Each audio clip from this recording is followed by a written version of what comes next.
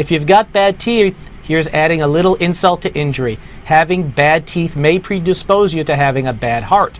A new study in the New England Journal of Medicine says bad teeth may be linked to heart disease, as bacteria can enter the bloodstream from the mouth and cause problems elsewhere.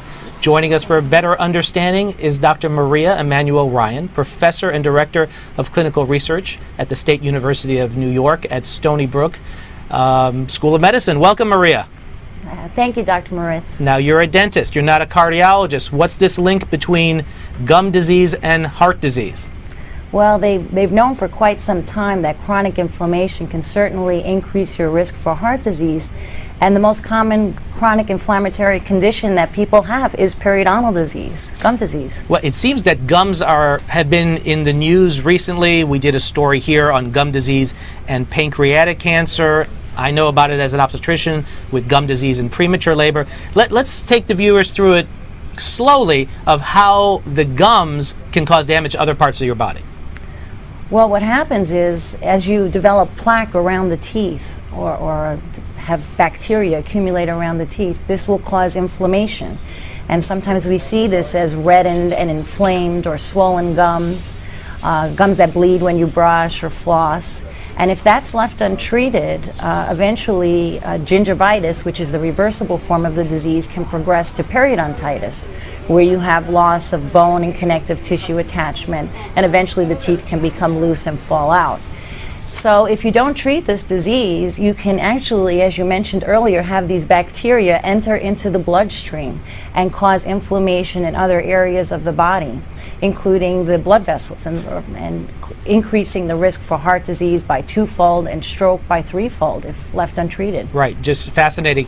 Let's go over this study a little bit. What they did was they found people with very severe gum disease, yes, and they did, I guess, a cleaning or a descaling. What they did find, which was interesting, was that when they first did it, actually things got worse. And then explain to me what happened afterwards.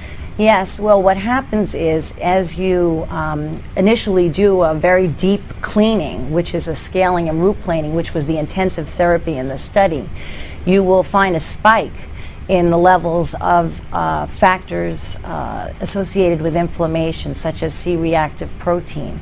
But shortly after that, the levels come down and actually can dip below what they originally were because of the therapy.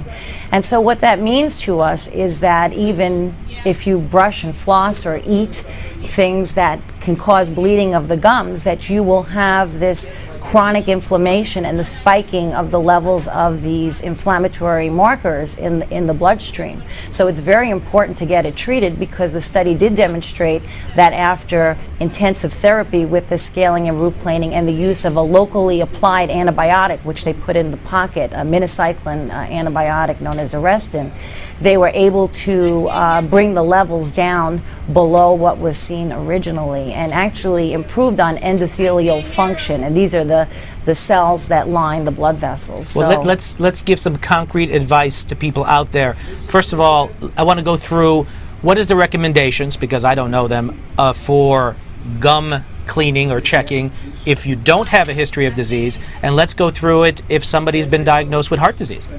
Well, certainly the American Dental Association and the American Academy of Periodontology recommends that people brush twice a day, and I mean thoroughly brush their teeth twice a day, and floss at least once a day. So that is the recommendation for people to maintain good oral health. But unfortunately, many people don't even recognize that they have periodontal disease, because many of the signs and symptoms are often not seen in patients, particularly in smokers who are at the greatest risk. They may not see the bleeding of the gums that are seen with patients who are non-smokers. So these patients need to be seen by a dental professional so that they can be examined to determine if they have periodontal disease. 1 in every 3 adults has some form of periodontal disease, yet many of these people are not being treated. Well, do you see the day where if somebody develops heart disease, a heart attack or something, that the next step outside of going to the cardiac care unit is that a dentist come visit them and check them for periodontal disease? Well, that's exactly what we're beginning to do even at our institution at Stony Brook University in our General Clinical Research Center.